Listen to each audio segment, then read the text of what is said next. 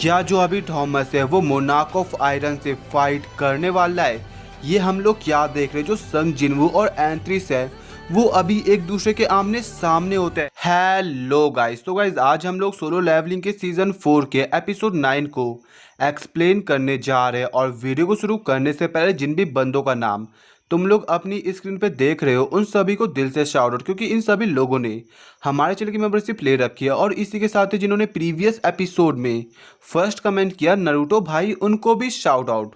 और गाइज एक और बात, अगर तुमने अभी तक मेरे को इंस्टा फॉलो नहीं किया तो इंस्टा फॉलो कर देना, और लिंक तुम्हें डिस्क्रिप्शन में मिल जाएगी। वहां पे तुम अपना कोई भी डाउट और कोई भी सवाल मुझसे पूछ सकते हो। तो अब वीडियो को शुरू करते हैं। प्रीवियस एपिसोड के आखिर में हम लोगों ने देखा था कि जल्दी जो ये शोडाउन है ना वो शुरू होने वाला है जिनवू और एंथ्रिस के बीच। तो अब आगे अगले एपिसोड की शुरुआत में हम लोग देखते हैं कि जो एंथ्रिस होता है वो एक बिल्डिंग के छत में होता है और जिनवू के बारे में सोच रहा होता है, लेकिन अचानक से तभी उसके मुंह पे एक मिसाइल लग जाती है और ऐसी काफी सारी मिसाइल्स उसी की तरफ आ रही होती है। और फिर उस जगह एक बहुत बड़ा एक्सप्लोजन होता है और जो उधर मिलिट्री के प्लेन्स आए थे उन्हें ऐसा लगता है कि उन्होंने एंथ्रिस को हरा दिया। और फिर एक बंदा अपने प्लेन की खिड़की से उस एक्सप्लोजन की तरफ देखता है और सभी को बताता है। ये कहना तो काफी मुश्किल है, लेकिन मेरे को ऐसा लगता है कि हम लोग सही वक्त पे पहुंच गए। बट तभी एंथ्रिस अपनी फायर पावर को रिलीज करता है और अभी एंथ्रिस ड्रैगन में ट्रांसफॉर्म हो रखा होता है और वो एक सोल्जर को देख रहा होता है। और ये देखकर ना जो सोल्जर होता है उसकी फट के चार हो जाती है। और अभी तुम लोग खुद देख सकते हो कि ड्रैगन किंग के सामने काफी सारे फाइटर प्लेन्स होते हैं, बट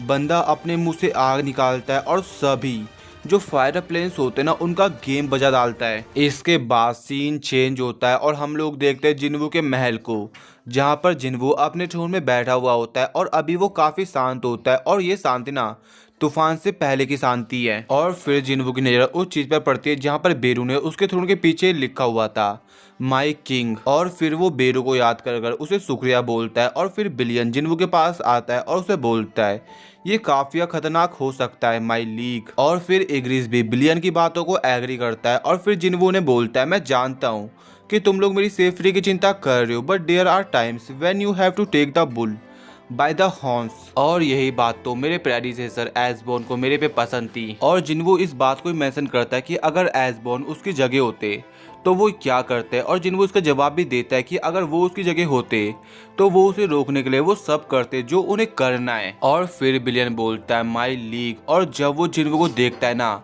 तो वो नोटिस करता है कि जिनवू और एसबोर्न एक दूसरे को रिसेंबल कर रहे हैं। और अब फाइनली सभी लोग जिनवू के सामने होते हैं और वो उसे बोलते हैं कि वो लोग आखिर तक जिनवू का साथ देंगे। और अब फाइनली वो पॉइंट आता है जब जिनवू अपने सोल्जर्स के साथ आगे बढ़ता है एंथ्रिस से फाइट करने के लिए, आई मीन उसकी आर्मी से। और उससे पहले वो अपना फोन देखता है और तभी बिलियन उसे बोलता है मेरे आका क्या आप अपनी फैमिली को कांटेक्ट नहीं करोगे। तो जिनवू जवाब देता है नहीं, अगर मैंने अपनी फैमिली की वॉइस सुनी। और फिर उसे अपनी फैमिली के साथ बिताए हुए अच्छे पल याद आते हैं और वो अपनी बातों कंटिन्यू करता है। फिर मेरे को लगता नहीं है कि मैं और आगे बढ़ पाऊंगा, और अपने फोन को वो ब्रेक कर देता है। और इसके बाद सीन चेंज होता है और हम लोग देखते हैं एक ड्रैगन को जो कि एक फाइटर प्लेन को ब्रेक कर देता है। और जब वो प्लेन ब्लास्ट होता है तभी जो उसके अंदर पायलट होता है वो एक सेफ जगह लैंड कर जाता है। और फिर वो पायलट छुपके से अपने आसपास का एरिया देख रहा होता है जहाँ पर जो एंथ्रिस के मॉन्स्टर्स है ना वो लोगों को मार रहे होते हैं, काट रहे होते हैं। और फिर अचानक से उस पायलट को अपने पीछे से आवाज आती है और जब वो पीछे मुड़ के देखता है ना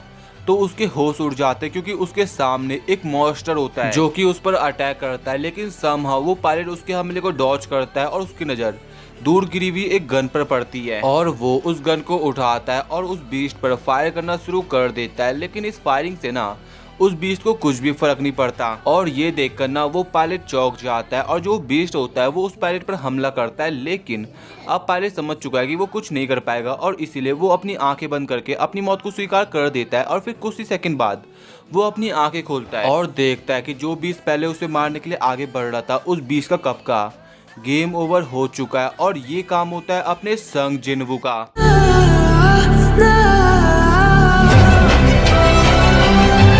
और अभी जिनवू के सामने और भी काफी सारे बीस्ट उसी की तरफ आगे बढ़ रहे थे, लेकिन बंदा अपनी कमांडर अथॉरिटी स्किल का यूज करता है और जितने भी बीस्ट उनकी तरफ आ रहे थे ना, आई मीन उसकी, तो वो उन सभी को काट के रख देता है। और फिर बंदा वहां से जाने लग जाता है और अपने मन में सोचता है this is my first step into war I will start here arise.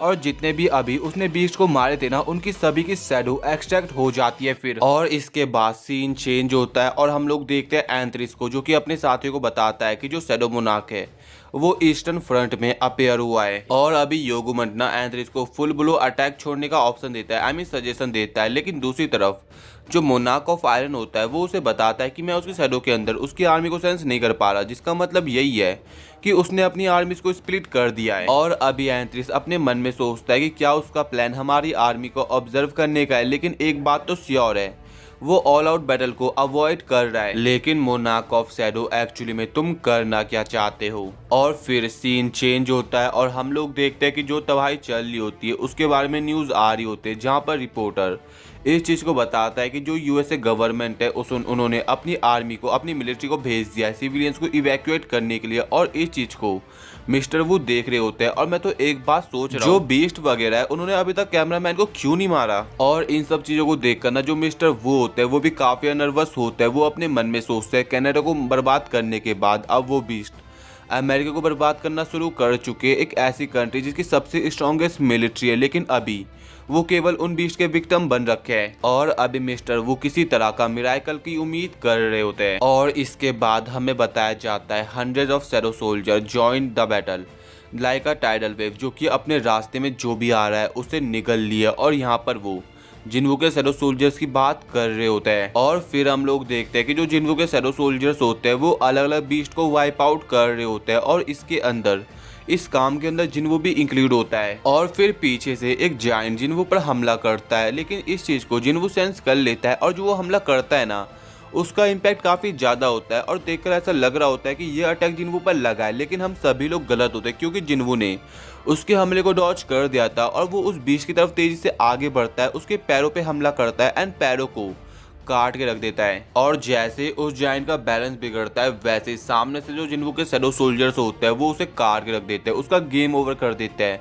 और यहाँ पे बड़े बैलेंस तरीके से जिन्वू ने उस जायंट को वाइप आउट कर दिया है। और फिर जिन्वू आसमान की तरफ देखता है जहाँ पे काफी बड़ी ड्रैगन आर्मी ना जिन्वू की तरफ ही आगे बढ़ रही होती है, जिसको देखकर जिन्वू अपने मन में सोचता है जो आर्मी ऑफ डिस्ट्रक्शन है उन्होंने मूव लेना शुरू कर दिया है, लेकिन मैं ड्रैगन किंग की प्रेजेंस को फील नहीं कर पा रहा। मेरे को नहीं लगता कि जो ड्रैगन किंग है अभी उसका कोई मूव लेने का प्लान होगा। एंड अभी मेरे को डिसअपॉइंट होने की कोई जरूरत नहीं है क्योंकि मेरे पास काफी टाइम बचा है। एंड अगर वो हेजिटेट कर रहा है मूव लेने पे तो मेरे पास एक रीजन है आगे बढ़ने का। इसके बाद जिन्वू बोलता है अराइज। और इससे होता कुछ ऐसा है कि जिस जायंट को अभी उसने पहले मारा था उसकी शैडो एक्सट्रैक्ट हो जाती है और वो अपने साथियों और ड्रैगन्स को मारना शुरू कर देता है। लेकिन फिर आसमान से एक ड्रैगन उस जायंट की शैडो पर फायर अटैक कर देता है, जिससे वो डिसअपियर हो जाता है। और इसके बाद वो ड्रैगन उस जायंट को बोलता है तुम्हारी हिम्मत कैसे हुई ग्रेट ड्रैगन किंग को अपोज करने का, जो कि केवल एक पपीट है जो माना से बना हुआ है,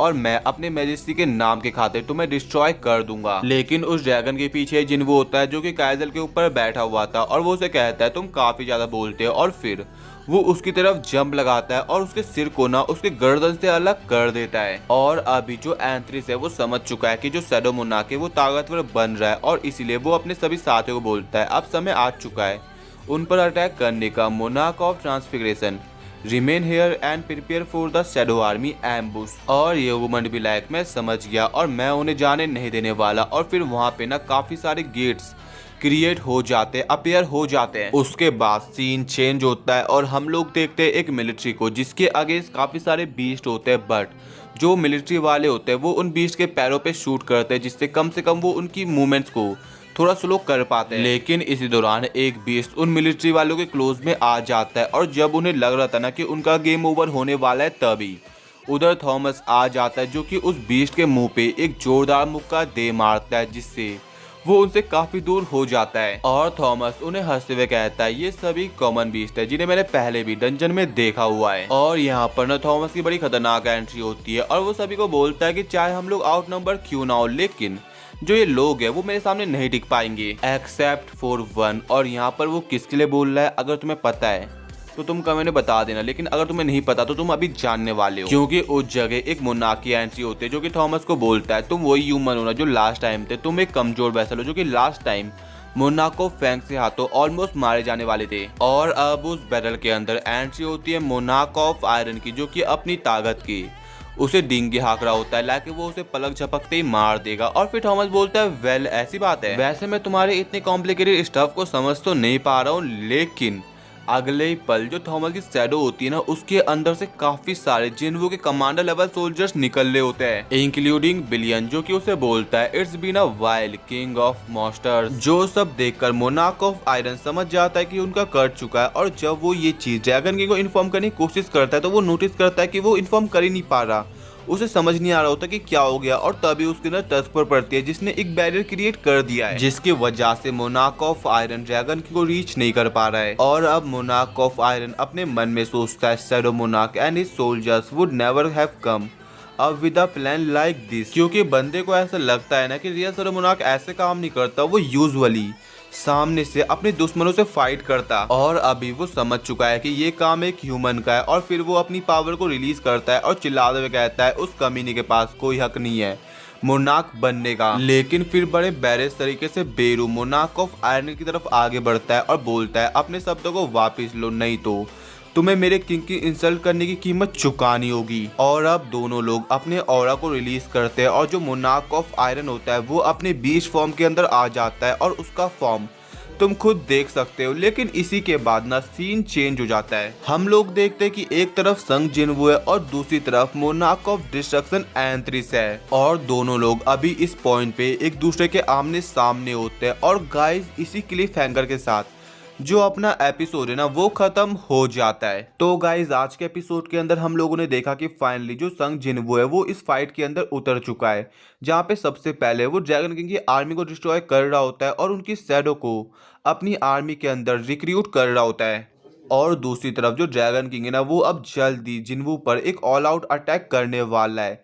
और आखिर में हम लोगों ने देखा कि जिन्वो और एंथ्रिस एक दूसरे के आमने सामने थे। और इसी के साथ ही जो अपना एपिसोड है वो खत्म हो जाता है। और गाइज अगर तुम्हें अगला एपिसोड चाहिए तो कमेंट में बता देना। और इसी के साथ ही अगर तुम लोगों ने अब मेरे को इंस्टा फॉलो नहीं करा तो जाके कर लेना, और लिंक तुम्हें डिस्क्रिप्शन में मिल जाएगी। तो अब मिलता है नेक्स्ट वीडियो में।